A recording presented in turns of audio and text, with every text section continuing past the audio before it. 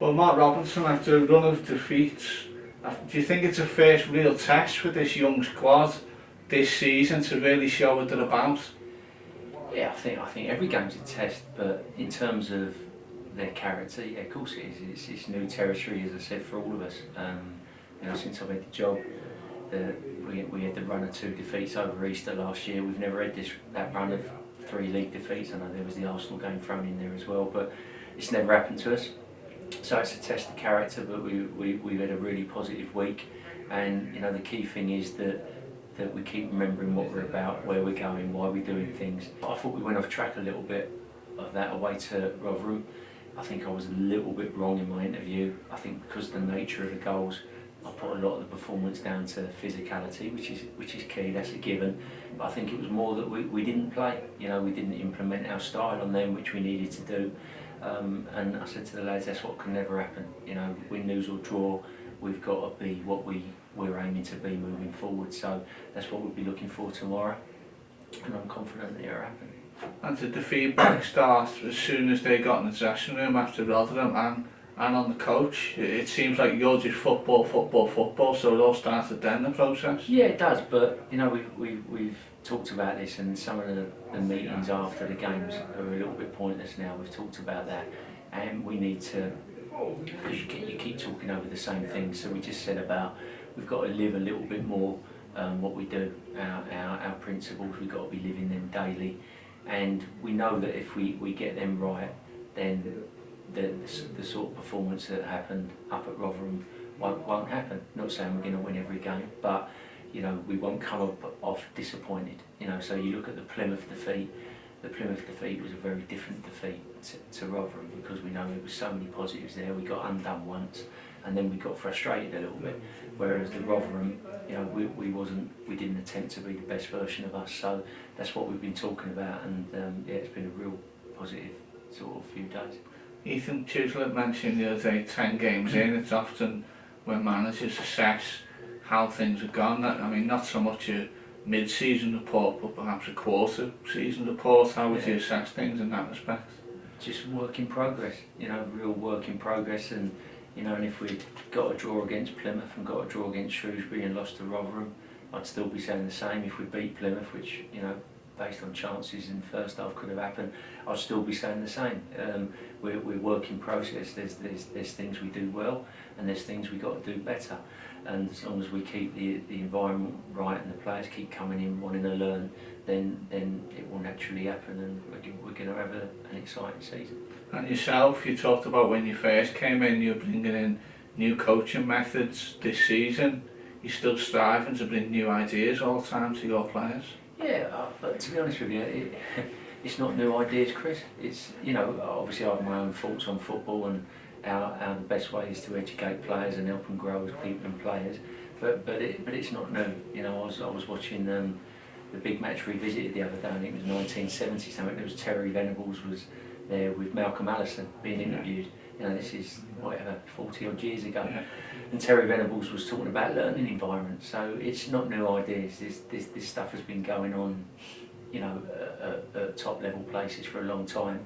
It's just that we label things a bit better now. So it's not new ideas. It's things I believe in to help us grow as a club and help players grow. And obviously I've got my own take on certain things, but it's not, I'm not reinventing the wheel here. It's been happening for ages. The club we take on Saturday, Burton Albion, are they perhaps an example of what can be achieved? Because they're not one of the bigger clubs in League One, but they've spent time in the Championship. Yeah, possibly. And obviously they've done fantastically well, but what we're trying to build here is something that eventually is sustainable, and that we don't spend time in the Championship. We become a Championship club, and then we move on from there, and fingers crossed we then become a Premiership club. So that's what we want to build, and that's why we mustn't go away from what we're doing.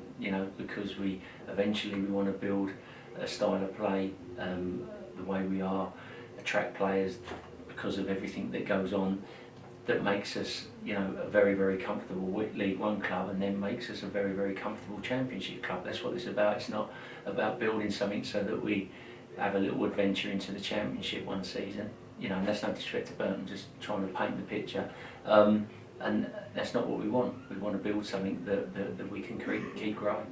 One thing that's been really positive this season is the lads out on loan. Jack Curry is a perfect example of man of the match last weekend, and there's several other examples. How do you assess how they're getting on? Yeah, no, it's great, and I get the loan reports coming in, and we've got a system that works where I get to see clips and I see how they're doing, and that's kind of another thing that obviously people won't see. So when you have a little dip in results like we've had, and people think, you feel like there's a dip, there's all this other stuff that's going on that's going to put us in great stead for the future. So I think Jack's actually had 3 man of the matches now for Eastbourne, and his manager's absolutely loving him, as well as other players are doing really, really well on their loans. So this is all about the future, and what I don't want to be is, as I said, I never want to be knee-jerk and drag a player back off of loan because he's doing well, because we're still growing as a first team, and you want these players to be having those men's football. I don't want to drag someone back, put him in the squad and he sits on the bench for 6 weeks,